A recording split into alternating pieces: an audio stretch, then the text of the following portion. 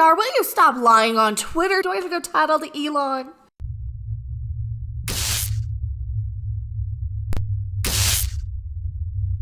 I am that guy. Who are you? And I'm Rob off camera. Yeah, look at this. Look at this tweet. Look at how this is worded. In the latest TV Legends revealed, discover how Scooby-Doo's Velma's roots as an L character go back to the actor whose Velma was based on. Wrong. Wrong. Go back to the actor. Wrong. Actor. No. Here's where you're wrong. Yeah, this is not. This article is false and incorrect. Was Scooby-Doo, now we go to the article, totally different headline. Was Scooby-Doo's Velma inspired by an LGBTQ icon? Yes and no. Yeah. Yes and no. Ish. A character that happened to be played, a straight character that happened to be played by a gay. So Velma is actually inspired by a straight. It was played by a gay. Oh my. We got a lot. I am actually a pretty big fan of The Many Loves of Dobie Gillis, so this is why I wanted to jump on this article. And I've been hitting the Velma stuff pretty hard too, like anybody would. Happy Halloween. CBR is lying to you. Was Scooby-Doo's Velma inspired by an LGBTQ icon? Yes and no. Not really. No, not really. In the latest TV Legends reveal, discover how Velma's roots as an L character go back to the actor whose Velma's character was based upon. I call it Songs to Drive Men Wild by. Catchy title, huh? Okay. All right, well, here's where this is lying to everybody. TV urban legend. Scooby-Doo's now out Velma was based on a sitcom character played by Sheila Cool. I believe that's how you pronounce it. A noted LGBTQ activist. Now, She was Sheila James back on it. Sheila James. She used her middle name.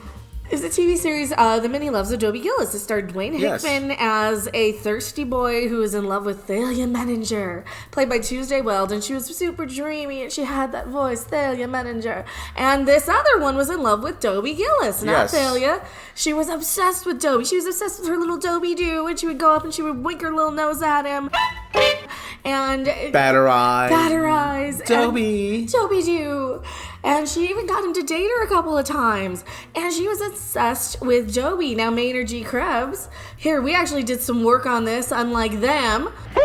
Unlike the people who wrote this article, anyway. And I've actually seen The Many Loves of Dobie Gillis. So, yeah, I can totally believe that Shaggy was based on Maynard, that Dobie was the inspiration for Fred, that Thalia Menninger was the inspiration for Daphne, and that Velma was inspired by Zelda Gilroy, the character who is in love with Dobie, not Daphne.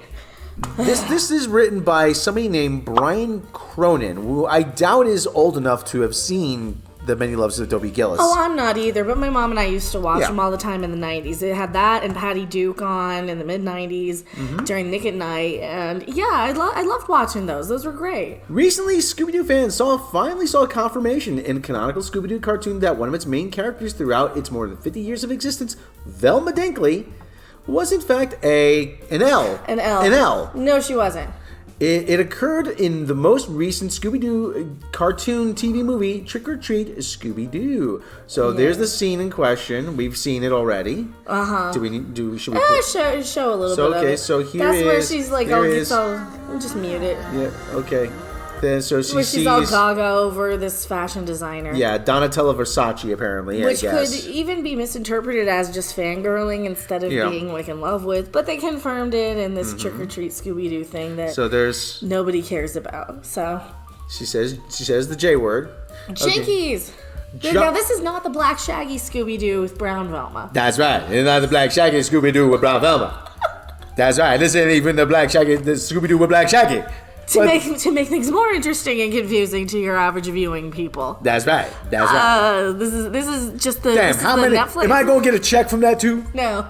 Damn. I'm getting screwed on this deal all over the place. CBR's own Joshua Patton reacted to the news in a feature where he explained how this news was important. It's not, though. While some audience members offer both good and bad faith complaints about this, making a character like Scooby-Doo's Velma gay or bisexual is a way to increase representation, which can be a good thing. How? You're attaching sexuality to a character in a children's cartoon that was intended to sell breakfast cereals and toys during the commercial breaks. It was a ripoff of somebody else's work in the first place, who was a stray character to begin with. Later, lover. I'm off to record another album. You're making a lot of connections because the character happened to be played by what's her name now? Sheila Cool. Sheila Cool now, and now she's an ouch activist. She's a politician or something. She was one of the first openly G-word. I can say the G-word. First openly gay representative in the California state legislature, elected in 1994, I believe. Which is great if you want to make a character based on this actress. She's done a lot of important things in the LGBTQ movement. She has a law degree. She's a very prominent legal person. However, the actor is not the same as the character. Yeah.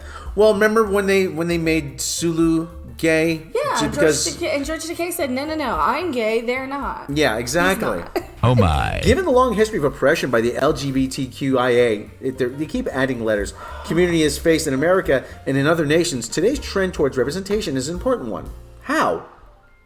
Kids they're going to forget anyway. You're just going to stereotype everybody into these little roles that nobody can adhere to, and that's why the alphabet community and themselves are fighting. Nobody in that community likes each other. They want to get rid of the T's out of the community altogether, and they want to each little letter wants to be their own thing. Not only do kids get to see characters and old heroes who reflect their lives and experiences become pop culture icons, but other kids are also exposed to that culture in ways that create positive feelings about it. Bigotry and prejudice are learned behaviors, and genre stories have always tried to inoculate their audience from that particular sickness. But Scooby-Doo isn't about doing giggity stuff with other people. It is about solving mysteries because creepy old Mr. What's-His-Name is putting on a mask to devalue the property by saying there's a ghost nearby. Why, it's Old Man Withers, the guy who runs the haunted amusement park. You know, he wants to buy it cheap, or he wants to find the treasure himself that's rumored there to keep people out. Well, kids, the amusement park has seen better days, and we're going to sell it to a big developer. It's going to build a mall on this land.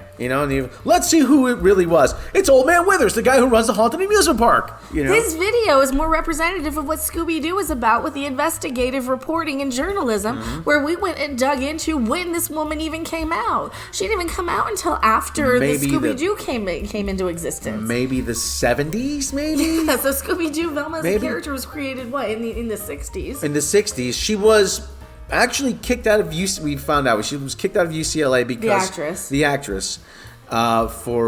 Because they had discovered, her classmates had discovered love letters between her and another woman.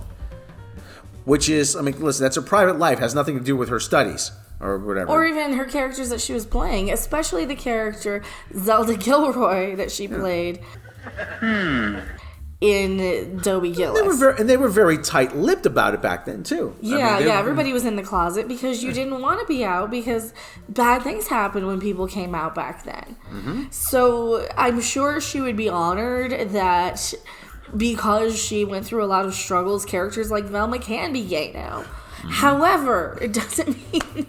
You guys are just reaching now. Mm-hmm. Just say, you know what, we wanted to change her because we like her better this way or whatever. Patton noted that there have been some complaints about the canonization of Velma as a... Oh, God, I said the L word. Well, I have to believe it. That's all right.